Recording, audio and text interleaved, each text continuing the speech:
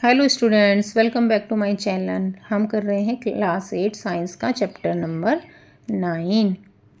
देखिए, इससे पहले के टॉपिक के लिए आप प्रीवियस वीडियो देख सकते हैं। आज हम स्टार्ट कर रहे हैं क्या गैसें भी जल में घुलती हैं। अब हम गैसों के बारे में पढ़ लेंगे। पहले हमने द्रव के बारे में पढ़ा था, तो अब हमें जानना है जो गैसें होती हैं वो भी क्या जल में घुल जाती हैं। जैसे ठोस तो घुल जाते हैं, चीनी और नमक तो घुल जाते हैं।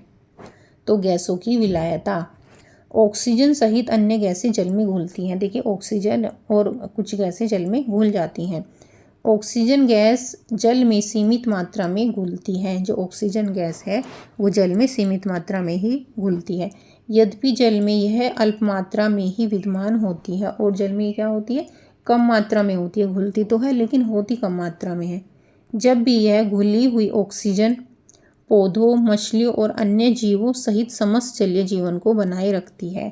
देखिए, कम होती है ऑक्सीजन मात्रा, ऑक्सीजन जल में, लेकिन फिर भी क्या होती है, जो भी जल में जीव रहते हैं, मछलियाँ, पौधे रहते हैं, उनके जीवन को ये अच्छी तरह बनाए रखती है। जल में गैसों का यह मिश्रण समरूप है या विषम रूप। देखिए, आपने समरूप और विषम रूप पढ़ा है। तो जो गैसें घुली होती हैं वो एक समान रूप से घुली रहती हैं या एक समान रूप से नहीं घुली रहती। यह एक समरूप मिश्रण है क्योंकि गैसें जल में समान रूप से घुलती हैं। तो ये जो गैसें घुली रहती हैं वो एक समरूप मिश्रण है। ये तो है नहीं कि आपको हवा कहीं से काली दिख रही है, कहीं से सफ़ेद दिख रही है। कहीं सांस ले रहे हो नाइट्रोजन ज़्यादा है, कहीं सांस ले रहे हो ऑक्सीजन ज़्यादा है। तो ये समान रूप से ही घुली होती है।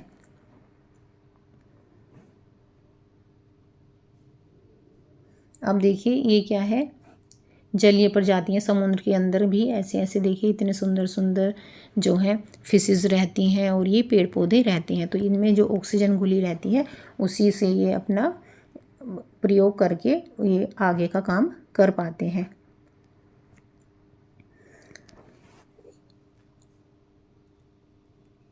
क्या तापमान द्रवों में गैसों की विलेयता को भी प्रभावित करता है? यदि हाँ तो कैसे? जो तापमान है तो क्या उससे भी जो गैसें हैं तो ज़्यादा मिलती है वायु में? यदि हाँ है तो कैसे? ऐसा देखा गया कि गैसों की विलेयता तापमान में वृद्धि के साथ सामान्यतः घटती है। जो गैसों की विलेयता होती है, जैसे ही तापमान बढ़ता है हमारे जो एनवायरनमेंट में है तो उनकी विलेयता सामान्यतः घट जाती है। ठंडे जल में ऑक्सीजन अधिक घुल सकती है, जिससे जलीय जीवन के लिए पर्याप्त ऑक्सीजन की मात्रा सुनिश्चित होती है। देखिए, जो ठंडा जल होता है उसमें ऑक्सीजन की मात्रा ज़्यादा होती है। दूसरी ओर जब जल गर्म होता है तब ऑक्सीजन की विलेयता घट जाती है। जब जो भी हमारा एनवायरनमेंट जब गर्म होता है तो उसमें ऑक्सीजन की मात्रा घट जाती है। अब मैं समझा कि हमारे द्वारा उपयोग किए जाने वाले मिश्रण दो प्रकार के होते हैं। जो हम उपयोग करते हैं वो मिश्रण दो प्रकार के होते हैं। एक समरूप मिश्रण होता है और एक हमारा विषमरूप मिश्रण होता है। समरूप मिश्रणों को विलयन कहते हैं और उनके घटक पृथक रूप से दृश्यमान नहीं होते। जो समरूप मिश्रण होते हैं उसके घटक उनको विलयन कहते हैं, और जो उसके घटक हैं, घटक क्या हैं, जो चीज़ें उसमें मिलाई गई हैं वो अलग अलग हमें नहीं दिखाई देती। जैसे हमने कोई शिकंजी बनाई है तो उसमें हमें अलग अलग नहीं दिखाई देगा कि इसमें चीनी पड़ी हुई है, नमक पड़ा हुआ है, नींबू पड़ा हुआ है। तो सब क्या होते हैं, मिलकर सेम हो जाता है। विषमरूप मिश्रणों में घटक या तो नग्न आँखों से या किसी आवर्धक युक्ति के माध्यम से देखे जा सकते हैं। अब जो विषमरूप विलयन होते हैं उसमें आप घटक तत्व देख सकते हैं। कैसे देखेंगे? या तो वो मैं आँखों से ही उसमें दिख जाएंगे या हम उसमें आवर्धक लेंस लगाकर देख सकते हैं।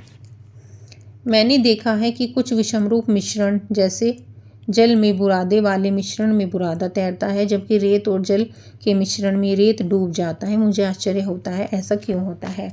अब ये भी बहुत अच्छा क्वेश्चन है कि भाई जब हम लकड़ी और बुरादा मिलाते हैं तो वो पानी पे तैरने लगता है और रेत मिलाते हैं तो वो नीचे बैठ जाता है। ऐसा क्यों होता है?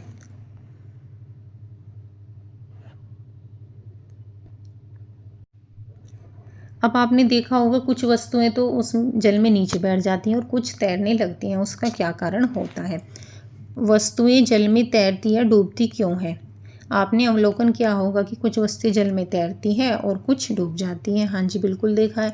चित्र 9.9 देखिए, यहाँ पर ये क्या है, आपने ध्यान दिया होगा कि चावल धोते समय उसमें उपस्थित भूसी के कण जल की सतह पर तैरते हैं, जबकि चावल पात्र की तली में बैठ जाते हैं।